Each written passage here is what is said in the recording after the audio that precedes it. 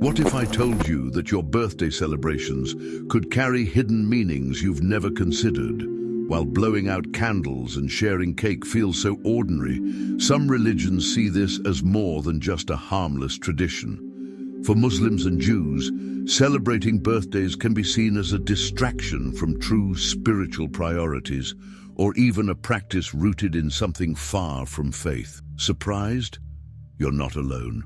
For Christians, birthdays are embraced as joyful milestones, celebrated as a gift from God. But in Islam, they're often labeled as bid'ah, a potentially harmful innovation. And in Judaism, birthdays are barely mentioned, with the focus placed instead on communal and divine celebrations. How did these drastically different views develop? And what deeper truths do they reveal about the way we celebrate life itself? Here's the twist. The answers might not only surprise you, but also challenge the way you see your own birthday. By the end of this video, you'll uncover the spiritual, historical, and cultural reasons why these religions approach birthdays so differently. And who knows, you might even rethink how you mark your next big day. Ready to dive in? Let's begin. Have you ever wondered if the way we celebrate birthdays today might be rooted in something far deeper and maybe even darker than we imagine? Turns out, the candles, the cakes, and even the wishes all trace back to ancient practices that might shock you. Birthdays weren't always about joy and laughter. In fact, their origins were steeped in astrology, pagan rituals, and even a fear of spirits. Surprised? Just wait until you hear the full story. Picture ancient Egypt, where birthdays were reserved for pharaohs, seen as living gods, or Babylon, where astrologers believed the alignment of stars on your birth date shaped your destiny. They weren't cutting cakes, they were consulting the heavens. These weren't harmless celebrations, they carried spiritual weight. What's more intriguing is how remnants of these practices still sneak into our modern lives. Ever thought about how horoscopes became so tied to birthdays? Now, here's where it gets even more fascinating. The Greeks took the idea further, lighting candles on moon-shaped cakes to honor Artemis, goddess of the hunt. Think of the irony. The birthday candles you blow out today were once a sacred offering to a deity. Makes you wonder, doesn't it? Are we simply having fun, or are we unknowingly carrying on ancient traditions with hidden meanings? But here's the twist. Many religions saw these origins and wanted nothing to do with them. They considered birthdays not only unnecessary, but potentially dangerous.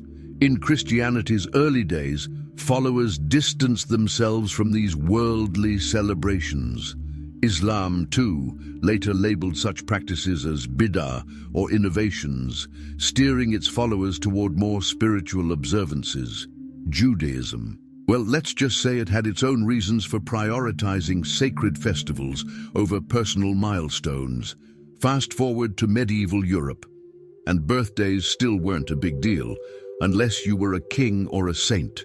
Common folk focused on holy days and communal worship, not personal parties. Birthdays, as we know them, didn't become mainstream until much later, when cultural shifts began placing individual achievements in the spotlight. Could this rise of personal celebrations be why they're so widely embraced today? Yet the idea of birthdays as spiritual or even protective events didn't disappear. In pagan traditions, gatherings were seen as a shield against evil spirits that might attack the birthday person. The well-wishes, the gifts, all of it was believed to ward off harm. Strange, isn't it? You might think you're just celebrating another year, but you're actually participating in rituals thousands of years old. Modern traditions like candles, cakes, and wishes seem innocent, but they're loaded with historical baggage. For example, did you know that some cultures smash plates or even throw flour at the birthday person as part of their rituals? These quirky customs, whether in Denmark or Jamaica, hint at something universal.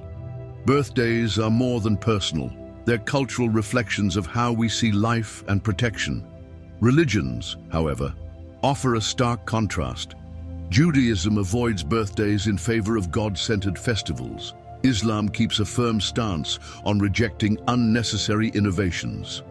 Christianity, despite its rocky start, eventually embraced birthdays, especially after Christmas became central to its faith. But why such different approaches? That's the intriguing question we're about to explore. It's incredible to think how much history, culture, and even controversy are packed into something as simple as a birthday. But what happens when we shift from these origins to how specific religions like Judaism view birthdays today? Their perspective might just surprise you. Did you know that in traditional Judaism, birthdays aren't just downplayed, they're almost invisible? While most of us see birthdays as a time to celebrate ourselves, Judaism shifts the focus entirely. Instead of marking personal milestones, it emphasizes sacred moments that unite the community, like Shabbat and Yom Kippur. It's as if Judaism asks, why celebrate one person when we can celebrate God's eternal covenant with all of us? Have you ever felt that pull, something bigger than yourself? The Torah is fascinating in what it includes and what it doesn't. Birthdays, nowhere to be found. Instead, the narrative highlights events that shape the destiny of an entire people. Think of the Exodus, when the Jewish nation was born out of slavery, or the giving of the Torah at Mount Sinai, the ultimate birthday of divine law. These are the milestones Judaism celebrates, showing us that life's greatest joys are often collective, not individual. Isn't that a humbling perspective? But here's where things get intriguing. Modern Jewish families, especially those in secular communities, have embraced birthdays as cultural events. You might find them gathering for a party with candles and blessings like the Shehecheyanu, thanking God for reaching a meaningful moment. Yet, even then, the celebration often has a reflective touch, a far cry from the cake-smashing, gift-giving frenzy most of us are used to. It's a reminder.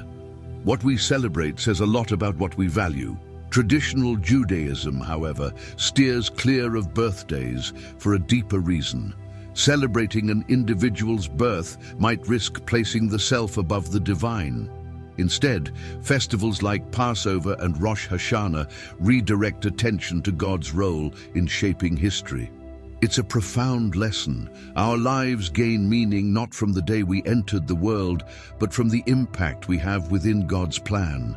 Could this be why Judaism thrives on the idea of community over self? Even historical references to birthdays in Jewish texts carry a warning tone.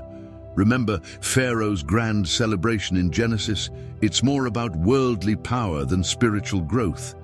That contrast might explain why Judaism avoids elevating birthdays. It's not about rejecting joy, but ensuring it aligns with values of humility and gratitude. Could this be a subtle guide for how we view our own celebrations? Yet, times change, and so do traditions. In Israel, for instance, birthday parties are common, especially for children. But even then, they often come with a meaningful twist, like encouraging kids to donate part of their birthday gifts to charity. Isn't that a beautiful way to celebrate, blending joy with responsibility? What if we all did the same? This balance between tradition and modernity is where Judaism shines. It allows for cultural adaptation while staying rooted in its core principles. A birthday might be celebrated, but it's often framed within the larger context of life's purpose and God's blessings. Imagine the power of seeing each year not just as another lap around the sun, but as another step in fulfilling your mission. How might that perspective change the way you celebrate? At its heart, Judaism teaches that life itself is the ultimate gift. Whether or not you mark your birthday, every day is an opportunity to honor that gift by living with purpose and gratitude. But while Judaism takes this reflective stance, Islam's perspective on birthdays brings an entirely different kind of clarity, one that might challenge your understanding of celebrations even more. Imagine this. You're at a birthday party, surrounded by balloons and cake, when someone casually mentions that in many Muslim communities, this kind of celebration is seen as unnecessary, even discouraged.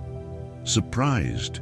In Islam, birthdays often fall under the concept of bid'ah, innovations in religious practice that stray from the teachings of the Prophet Muhammad, peace be upon him. For many Muslims, avoiding such celebrations isn't about rejecting joy, it's about preserving the purity of their faith. Islam places immense value on traditions that connect believers to God, like the daily prayers and holy celebrations such as Eid al-Fitr and Eid al-Adha. These moments are deeply rooted in the Quran and Hadith, offering clear guidance for how to worship and celebrate. Birthdays, however, don't appear in these sacred texts. If it isn't explicitly prescribed, many Muslims believe it shouldn't be practiced. It's a powerful reminder. Not every celebration aligns with spiritual priorities. But here's where things get interesting. Some Muslims in modern, multicultural societies have started to adapt, hosting modest birthday gatherings with family and friends. These events are often cultural rather than religious, emphasizing gratitude and togetherness rather than extravagance. For instance, a simple dinner with loved ones might replace a lavish party. Does this balance between faith and modernity sound familiar? It's a tension many traditions navigate.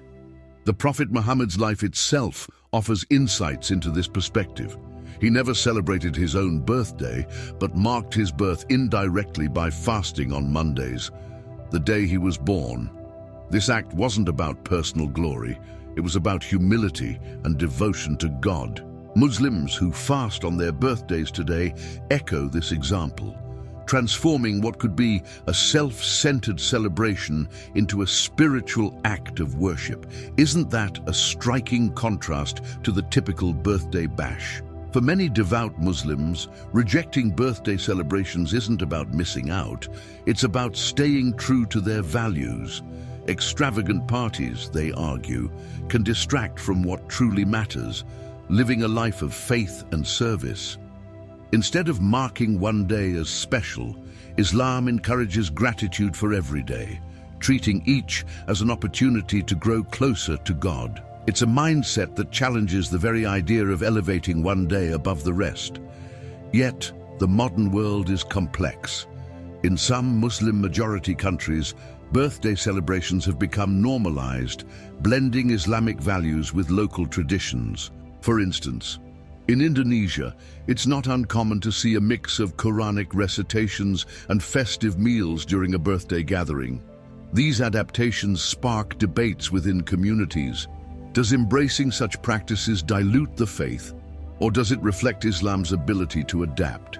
This dynamic creates fascinating contrasts, even within families. A devout grandmother might avoid birthdays altogether, while her grandchildren host low-key celebrations influenced by global culture. It's a delicate balancing act. How do you honor your faith while navigating a world that loves to celebrate? For many, the answer lies in intention. A quiet reflection or a simple meal can carry more spiritual weight than the grandest party. So, what does Islam ultimately teach about birthdays?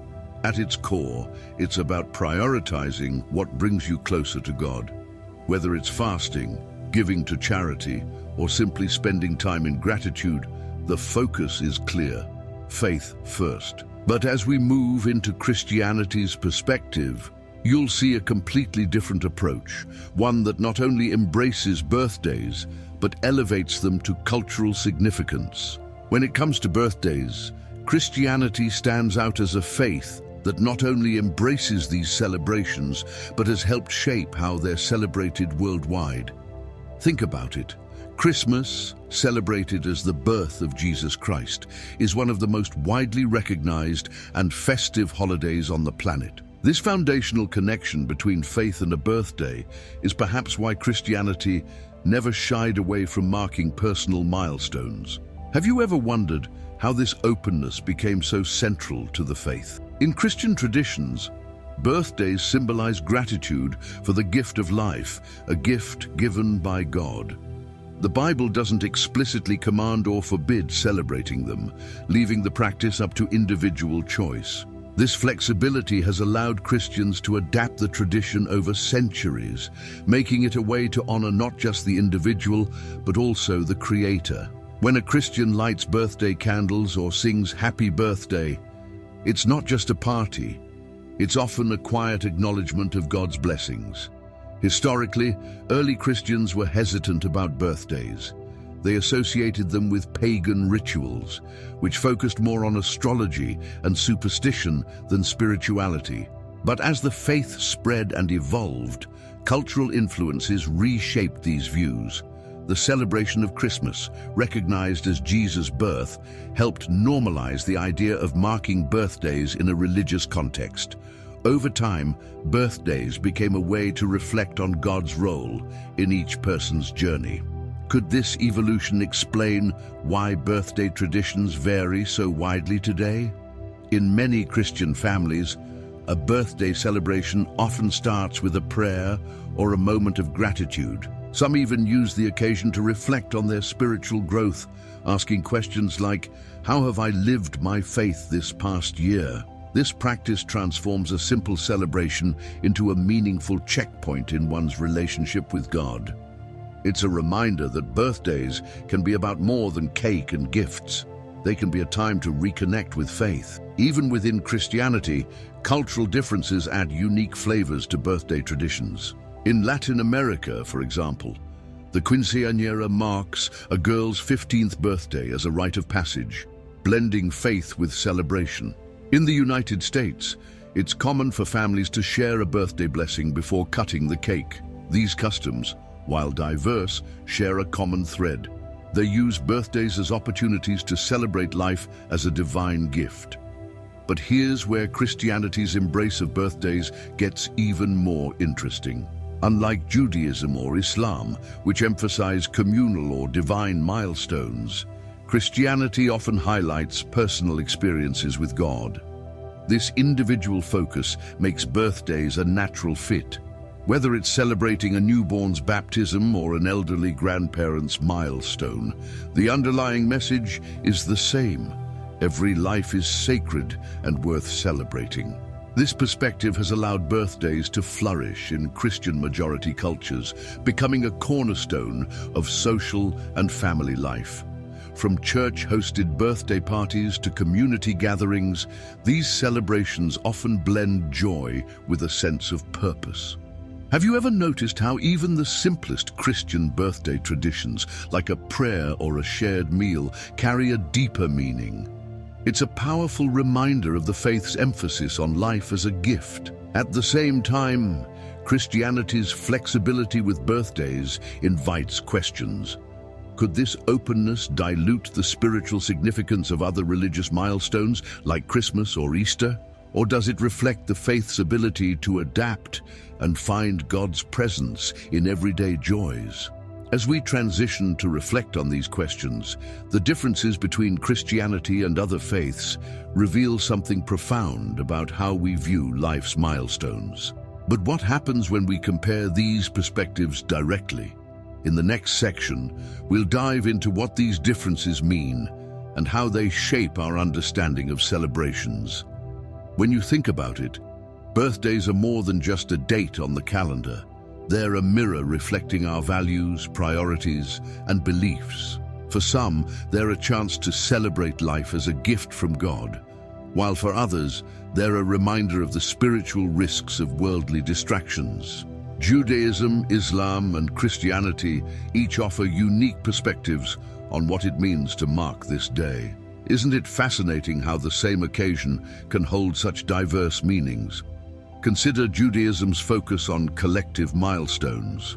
By prioritizing God-given festivals over individual celebrations, it teaches a profound lesson. Life is not just about us, it's about how we contribute to something greater.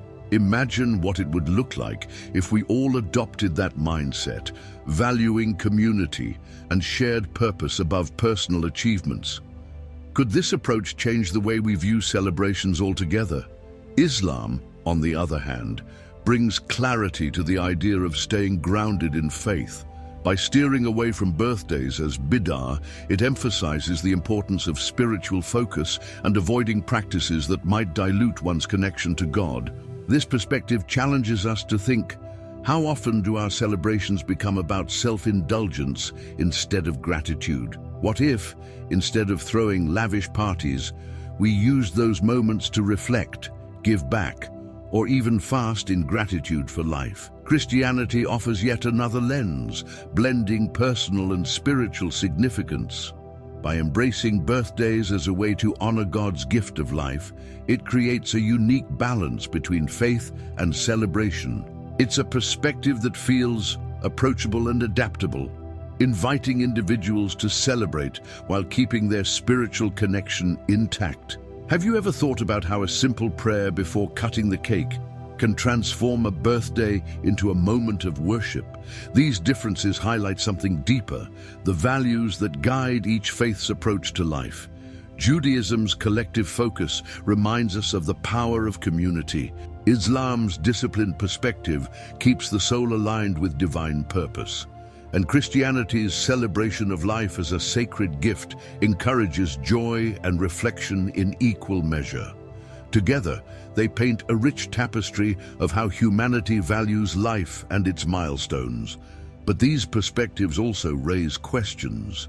In a world that increasingly blends cultural traditions, how do we stay true to our spiritual roots? For instance, as birthdays become more universally celebrated, is there a risk of losing the depth of their meaning? Or can these traditions evolve while still honoring their faith-based origins? These questions challenge us to think about how we approach not just birthdays, but all celebrations in our lives. Perhaps the most profound takeaway is this: what we celebrate reveals what we value. Whether it's a Jewish focus on communal worship, an Islamic dedication to spiritual purity, or a Christian embrace of God's blessings, each approach invites us to reflect on our priorities. So, the next time you're at a birthday party, or even hosting your own, ask yourself, what am I truly celebrating? These reflections leave us with a fascinating thought. No matter the tradition, life itself is the ultimate gift. How we choose to honor it says as much about our faith as it does about ourselves. But as we transition to the conclusion, let's take a moment to think about how these lessons can inspire us in our daily lives. What would happen if we lived each day as though it were worth celebrating? So, what does it all mean? Birthdays might seem like simple celebrations, but they carry layers of meaning shaped by history, culture, and faith. For Jews, they highlight the power of community and the sacred rhythm of God's festivals. For Muslims, they challenge us to focus on spiritual priorities, steering clear of worldly distractions. And for Christians, they serve as a reminder of life as a divine gift, a moment to celebrate God's blessings. Isn't it fascinating how the same event can teach us such different lessons? Now it's your turn to reflect. How do you see birthdays in your life? Are they just social gatherings, or do they carry a deeper spiritual meaning for you? Think about your traditions, your faith, and what you value most. Could there be ways to celebrate that align more with your beliefs, or even challenge them? These questions are powerful, and the answers might surprise you. We'd love to hear from you. Share your thoughts in the comments below.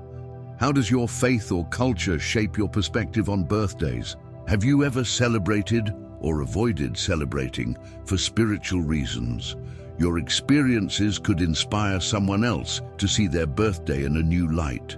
If this video made you think differently, don't keep it to yourself. Hit the like button, share it with a friend, and make sure you're subscribed to the channel with notifications turned on. There's so much more to explore about life, faith, and the deeper meanings behind everyday practices. Together, we can uncover insights that bring us closer to understanding ourselves and our beliefs. Every day of life is a gift, whether or not we mark it with a party. So, how will you celebrate the next year of your life?